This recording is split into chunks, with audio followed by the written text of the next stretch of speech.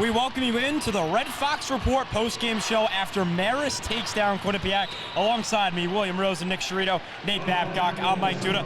Guys, let's start it off with the results of this game. What happened?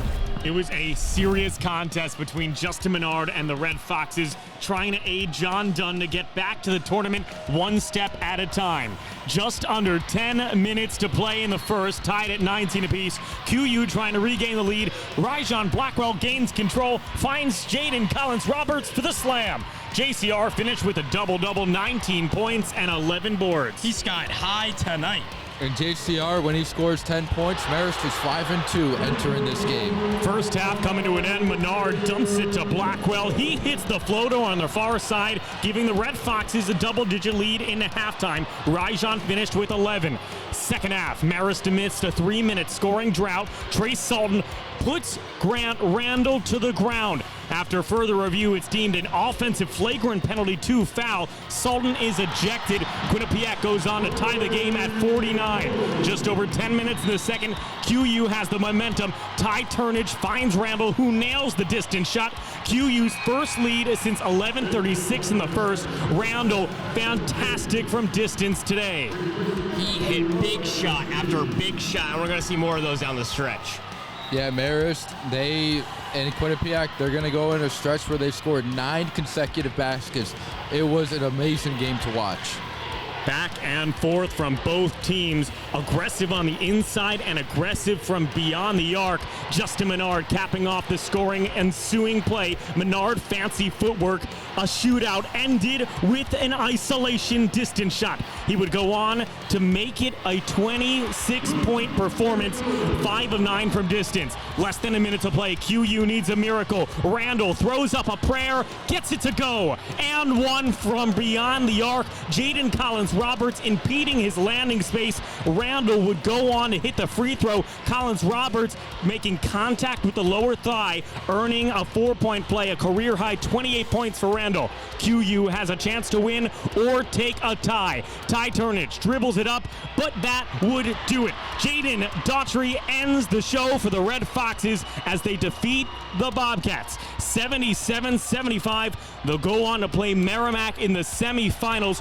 What a performance. Here is what Coach Dunn had to say after the game. I mean, just because we don't quit. We never have, and we've been punched in the gut more than a few times this year, and we've been resilient, and we've moved on. And this team's got high character, starting with Jaden Collins and the other Roberts and the other seniors, and a lot of fight in this team. So we'll see what kind of energy we have tomorrow. And what a performance it was. Coach Dunn said it perfectly. An all-around effort from Justin Menard and company. Yeah, you hear the crowd behind us, but the crowd was loud for the Red Fox faithful. And we could talk all day about Justin Menard's shot-making ability, but Collins-Roberts, with his own 19 points, with his own 11 rebounds, he was really taking the ball and taking this game into his own hands. All right, fine. I'll talk about Justin Menard. 26 points. He made 5 3-pointers. The guy was electric. He was feeling himself. He takes some dangerous shots, but it doesn't matter. He can make those kind of shots. I do want to highlight Jaden Daughtry, though. Critical block at the end. He had 3 in this contest. Great game from JD. In a game like this, everybody from Marist contributed in some way, shape, or form. Yes. But when I'm looking at the opposite side for Quinnipiac, 2 players that really didn't perform that well was 2 of their all-MAACers. So Sim Jones, who scored 23 and 22 against Marist in the regular season, and Jaden Zimmerman, who went 2 for 11. Yeah. They did not play that well. Both of them in foul trouble. They were definitely hobbled up and limited on the defensive end. Sim Jones fouled out. Yes, he did. But for Quinnipiac, it was Grant Randall, 28 points, a season-high 15 boards for Randall, keeping QU in it moment after moment in that second half and capping out a fantastic performance, just coming up short with that 4-point play after Collins-Roberts clipped him on the thigh. I've never seen anything like that. There was a no-duck 3 off the point-blank feed from the corner. He just rised up. That's straight athleticism, and he got the shot to go.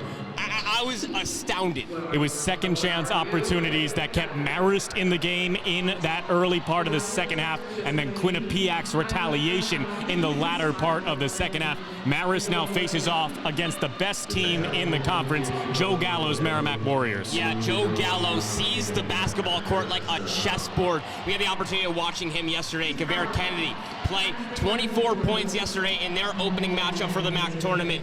He is ready for these Red Foxes, and we'll see how they play against them. It's going to be really tough to break that 3-2 zone that's so aggressive that it plays like a 4-1. And Gallo's really smart, like Nate said, making the court a chessboard.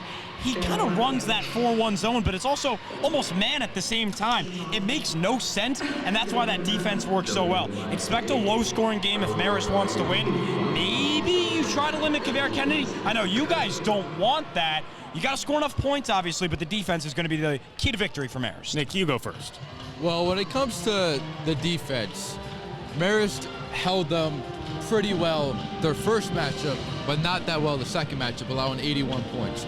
If they can play how they played defensively that first matchup at McCann, right before we got back from spring break, they're going to have a shot, but I want to see J.C. Hart continue his aggressiveness on the offensive end.